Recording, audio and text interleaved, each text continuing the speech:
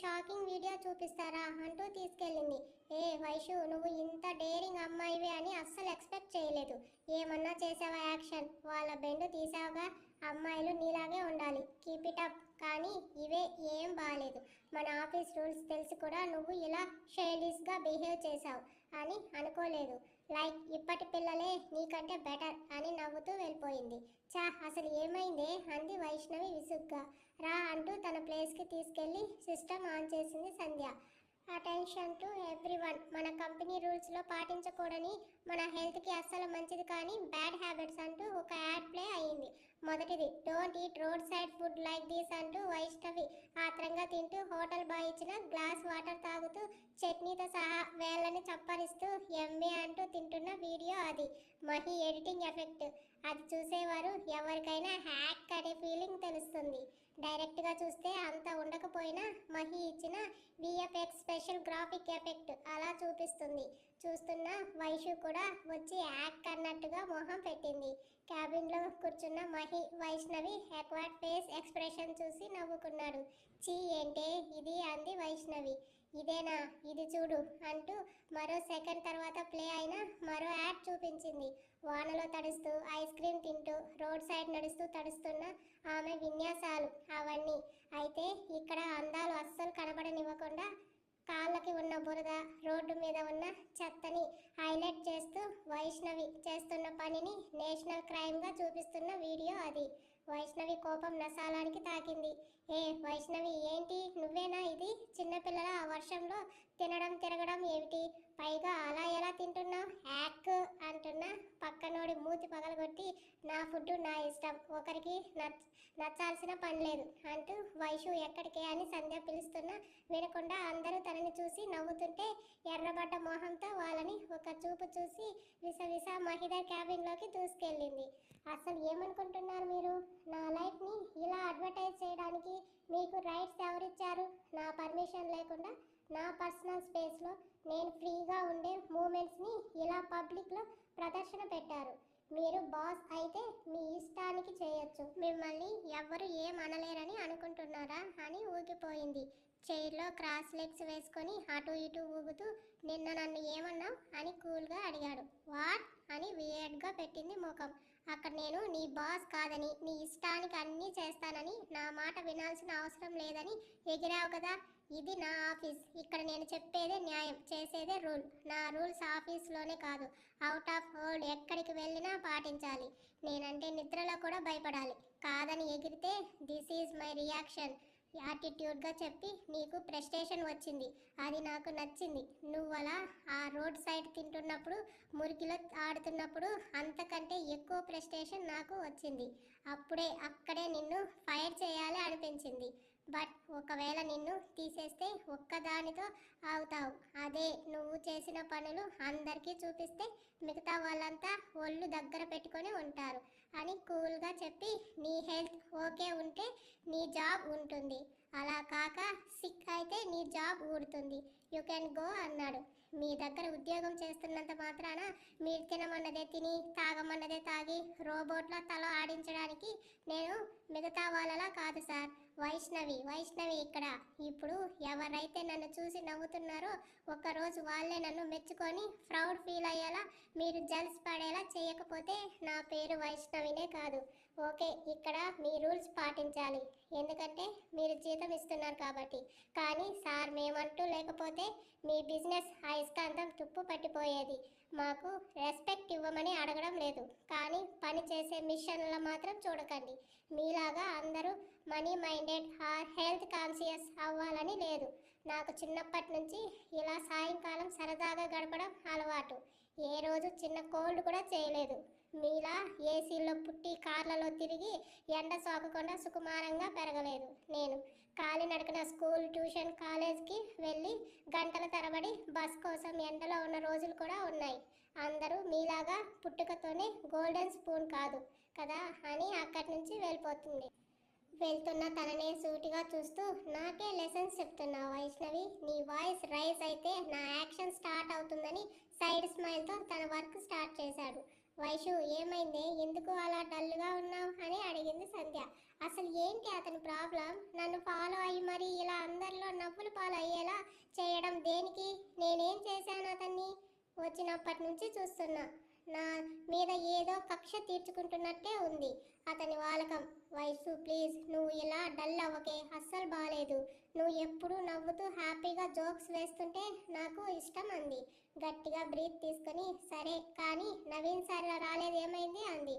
Project work మీద ఊరు వెళ్ళారు సార్ అని చెప్పింది. ఈ టైంలో వెళ్ళడం ఏంటి? మరి ఇక్కడ వర్క్ ఎవరు వాచ్ చేస్తారు? ఆ సాడిస్ట్ బాస్కి డైలీ వర్క్ స్టేటస్ ఎవరు చెప్తారు అని విసుక్కుంది. నువ్వే అంది సంధ్య. ఏంటి బాస్ నిన్ను టీంకు లీడ్ని సజెస్ట్ చేశారే అని సమ్మని వార్త ఆమె చెవిలో వేసింది. ఆమె మొహంలో రక్తం ప్రవహించింది. నేను టీం లీడ్ ఏంటి? అది కూడా నాకు తెలియకుండా. మరి నవీన్ సార్ ఏమయ్యారు? జోక్ చేస్తున్నావా అని సీరియస్గా అడుగుతుండగానే వైష్ణవి మేడం మిమ్మల్ని సార్ రమ్మన్నారు వర్క్ ఫైల్తో అని చెప్పి వెళ్ళాడు అటెండర్. సంధ్య తన చేతిలో ఫైల్ ఉంచి ఇప్పటి వరకు చేసిన ప్రాజెక్ట్ అప్డేట్ అంతా దీనిలో ఉంది, ఒకసారి చూసుకో, ఫాస్ట్గా వెళ్ళు లేదంటే సార్ సీరియస్ అవుతారు అని పంపించింది సంధ్య. నాకు ప్రశాంతత లేకుండా పోయింది. చంపుతున్నాడు అని తిట్టుకుంటూ వెళ్ళి మే ఐ కమిన్ సార్ అని రాగం తీసిన ఆమె వాయిస్ విని ఒక విలన్ స్మైల్ మహిలో కమీన్ అన్నాడు. థ్యాంక్ యూ సార్ అంటూ లోనికి వచ్చి వైషు హార్ట్స్ అని ఒక్కసారి తుమ్మింది. ఆమె హార్ట్ అంతరిక్షంలోకి పరుగుపెట్టింది. ఏమిరా అంటే మహిలో కురుస్తున్న నిప్పుల వర్షం చూసి. బాబోయ్, ఈయన ఏంటి ఇంత కోపంగా ఉన్నాడు? ఇప్పుడు నేనేం చేశానని అనుకుంటూ నార్మల్గానే ఊపిరి పీల్చుకొని ముందుకు వస్తున్నా తన పాదం ముందుకు పడలేదు. ఆమె కాళ్ళ దగ్గర పగిలి పీస్ పీస్ అయిన ఫోటో ఫ్రేమ్ కారణం. అయ్యో ఏంటిది ఇలా పడేశారు, పగిలింది అనుకుంటూ తలెత్తి చూసింది. లావా ఉడుకుతుంది అతని మొహంలో. తను ఇంతకు ముందు కొట్టిన డైలాగ్ గుర్తు వచ్చింది. నాకు ఇప్పటి వరకు చిన్న కోల్డ్ కూడా చేయలేదని గొప్పలు. నిజానికైతే అది గొప్ప విషయం. బట్ గాడ్స్ అని మహారాజు తన హెడ్ మీద సాల్సా వేస్తుంటే ఈ మహారాజ్ దగ్గర అడ్డంగా బుక్ అయ్యానని లేటుగా రియలైజ్ అయ్యి అది సార్ ఇది తినడం వల్ల వచ్చిన తుమ్ము కాదు అని తాను ఏదో చెప్పేలోపే స్టాప్ దేర్ అని ఒక అరుపు అరిచాడు. దెబ్బకి మ్యూట్ అయ్యింది. మహి బజార్ నొక్కడం. మేనేజర్ పరుగున వచ్చాడు. ఎస్ సార్ అంటూ. నా క్యాబిన్, నా floor, total building every inch to inch మొత్తం శానిటైజ్ చేయండి క్విక్ అని ఆర్డర్ వేశాడు. ఆమె తెల్లమొహం వేసుకుని చూస్తుంటే ఇంకా ఈ పేషెంట్ని తీసుకెళ్ళి రూమ్లో ఐసోలేట్ చేయండి అన్నాడు. వాట్ అని వింతగా విచిత్రంగా చూస్తున్న ఆమెని ఇద్దరు లేడీ స్టాఫ్ వచ్చి కింద ఫ్లోర్లో ఉన్న గదిలో తోసి డోర్ వేశారు. ఏం జరిగిందని ఇప్పుడు ఇంత హంగామా చేస్తున్నాడు ఈ రాక్షసుడు అనుకుంటూ ఆ గది చూసి బెక్క చచ్చింది. ఏదో హార్ట్ సర్జరీకి రెడీ చేసిన రూమ్లా బెడ్ నుంచి ఎక్విప్మెంట్స్ వరకు అన్నీ అక్కడే ఉండటం చూసి తనకి అస్సలు ఇష్టం లేని హాస్పిటల్ ఫీలింగ్కి పిచ్చ కోపం, ఇరిటేషన్ వచ్చి డోర్ గట్టిగా కొడుతుంది.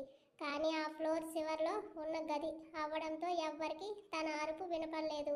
తుమ్మినందుకు ఇంత ఓవర్ యాక్షన్ చేస్తున్నాడా ఈ శాడిస్ట్ గాడని మహిని పచ్చి బూతులు తిట్టుకుంటూ ఆ రూమ్కి ఉన్న బాల్కనీలో చైర్ చూసి కూర్చుంది. సంధ్య ఇదివరకే ఇలాంటి ట్రీట్మెంట్ గురించి తనకు చెప్పింది.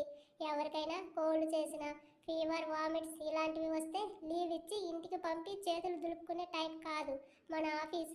ఆ ఎంప్లాయ్ పూర్తిగా కోలుకునే వరకు ట్రీట్మెంట్ అంతా ఇక్కడే ఇస్తూ పూర్తిగా రికవర్ అయ్యాక ఇంటికి పంపిస్తారని విన్నప్పుడు వింతగా ఇదేం రూల్ అనుకున్నా చాలా మందికి ఇంటి దగ్గర చూసుకునే వాళ్ళు చేసి పెట్టేవారు లేకరని తెలిసి మహి ఫాదర్ ఇలా ఏర్పాట్లు చేశారని చెప్పింది.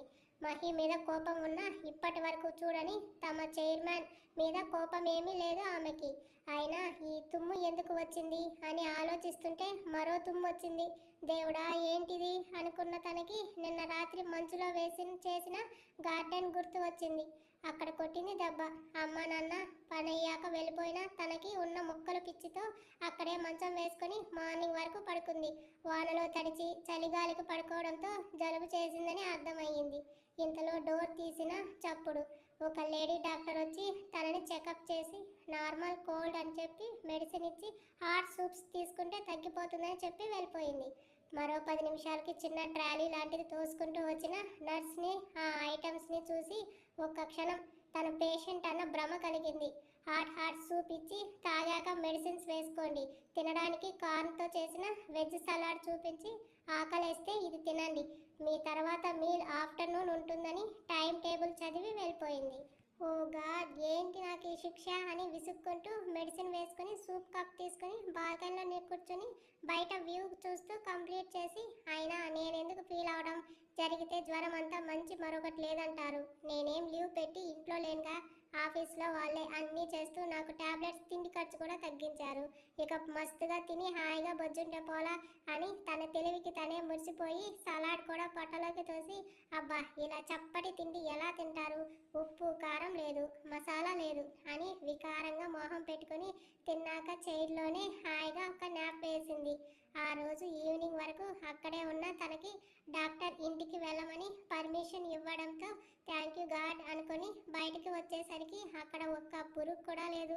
ఏంటి, ఎప్పుడు ఎంప్లాయీస్తో కలకల్లాడే ఆఫీస్ ఇప్పుడు వెలవెలబోతుందని అనుకుంటూ బయటకు వచ్చేసరికి తన కోసమే వెయిట్ చేస్తూ ఉంది సంధ్య. వైషు ఎలా ఉంది నీకు అంది కంగారుగా వచ్చి.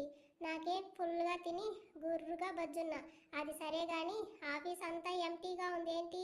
నైట్ టైం వరకు చేసే స్టాఫ్ కూడా లేరు. బాస్ అందరికీ 1 వీక్ టూర్ కోసం హాలిడేస్ ఇచ్చారు. వాట్? ఎవ్రీ 3 మంత్స్కి ఒకసారి 1 వీక్ ట్రిప్ పంపిస్తుంది కంపెనీ. కానీ ప్రాజెక్ట్ ఫైనల్ స్టేజ్లో ఉండగా ఎప్పుడూ ఇలా ఇవ్వలేదు. ఈసారి ఏమైందో మరి. మరి మనం ఎక్కడికి వెళ్తున్నాం అంది. మనం కాదు, నేను మాత్రమే వెళ్తున్నా. అంటే నేను? నీకు లీవ్ లేదు.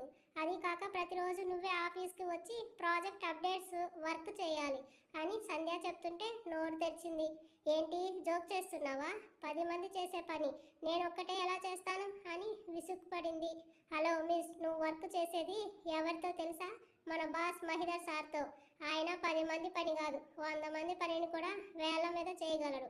1 వీక్ అసిస్టెంట్గా కాదు కాదు కాదు ప్రాజెక్ట్ అయ్యే వరకు నువ్వే ఉంటావు. ఆ విషయం నీకు చెప్పడానికే ఇక్కడ ఉన్నాను. బాయ్ బాయ్, నేను వెళ్ళి త్వరగా లగేజ్ ప్యాక్ చేసుకోవాలి. ఎంజాయ్ బేబీ అని వెళ్తుంటే వసే దొంగ మహమ్మ ఆగవే అని తరుముకుంది. సెల్లార్ మొత్తం తిరుగుతూ ఈ ట్రిప్ కోసమే కళ్ళలో కాయలు వేసుకుని ఎదురు చూస్తున్నా. ఫుల్గా ఎంజాయ్ చేసి రావాలి. మళ్ళీ ఎప్పటికీ ఏ ఆఫర్ ఇస్తారో మన బాస్ అని నవ్వుకుంటూ బాయ్ బేబీ అని క్యాబ్ రావడంతో వెళ్ళిపోయింది. స్కూటీ స్టార్ట్ చేసి నన్ను ఐసోలేట్ చేసి పేషెంట్ చేశాడుగా, ఇప్పుడు పేషెంట్తో వర్క్ ఎలా చేస్తాడంట అని ఇంటికి పయనమయ్యింది. ఆ రోజు రాత్రి వరకు వెయిట్ చేసింది వైష్ణవి. మహి నుంచి కాల్ కానీ మెసేజ్ కానీ మెయిల్ కానీ వస్తుందేమో, వస్తే నాకు బాగాలేదు సార్ అని అబద్ధం చెప్పడానికి. కానీ అటువంటిది ఏమీ రాలేదు. తనని మర్చిపోయాడా అని సంబరపడి హాయిగా నిద్రపోయింది. మార్నింగ్ ఆఫీస్ లేదని తెలిసి 8 వరకు పడుకున్న తనకి వాళ్ళమ్మ అరుస్తూ లేపుతుంటే, ఏంటమ్మా ఆఫీస్ లేదు, పడుకోనివ్వు అంది. మరి బయట మీ ఆఫీస్ కార్ ఎందుకు వచ్చింది అనగానే స్ప్రింగ్లా లేచి బయటకు వెళ్ళి చూసిన తనకి డ్రైవర్ కారు తుడుస్తూ కనబడ్డాడు. ఏంటి బాబాయ్ ఇలా వచ్చారు? 1 వీక్ ఆఫీస్ లీవ్ కదా అంది. లేదమ్మా, మిమ్మల్ని 10 నిమిషాల్లో తీసుకుని రమ్మని సార్ చెప్పారు. 10 నిమిషాలకు కానీ అంటుంటే 11వ నిమిషం నా ఉద్యోగం పోతుందని కూడా మీకు చెప్పమన్నారు అన్నాడు. ఓ గాడ్ అని లోపల ఫ్రస్ట్రేట్ అవుతూ వెళ్ళింది ఫ్రెష్ అవ్వడానికి. లంచ్ బాక్స్ ఇచ్చి జాగ్రత్త అని చెప్తుంటే బాయ్ మా అని వెళ్ళి కార్లో కూర్చుంది. ఆ వీధంతా ఆ కార్ని వింతగా అనుమానంగా తినేసేలా చూస్తుంటే మరింత చిరాకు ఆమెలో. కార్ ఆఫీస్ వైపు కాకుండా వేరే రూట్ వెళ్తుంది. బాబా, ఇది ఆఫీస్ రూట్ కాదు కదా అంది చుట్టూ చూస్తూ. ఆఫీసుకి కాదమ్మా, సార్ ఇంటికి వెళ్తున్నాం అన్నాడు. ఇంటికా? అవునమ్మా, చిన్నయ్య గారు ఇంటికే తీసుకురమ్మన్నారని చెబుతూ ఖరీదైన ఏరియాలోని డూప్లెక్స్ విల్లా పోర్టికోలో కార్ ఆపాడు డ్రైవర్. ఆ ఇల్లు చూడగానే కళ్ళు తిరిగాయి. బాప్రే, ఇది ఇల్లా ఇంద్రభవనమా అని నోరు తెరిచింది. బాబుకి అంత బలుపు ఎందుకు ఉందో ఇప్పుడు అర్థమైంది ఆమెకి. బలిసినోడు అనుకుంది కానీ ఇంత బీభత్సంగా బలిసిన వాడని మాత్రం ఊహించలేదు. సర్లే, ఇంత సంపాదించడానికి వాళ్ళు ఎంత స్ట్రగుల్ ఫేస్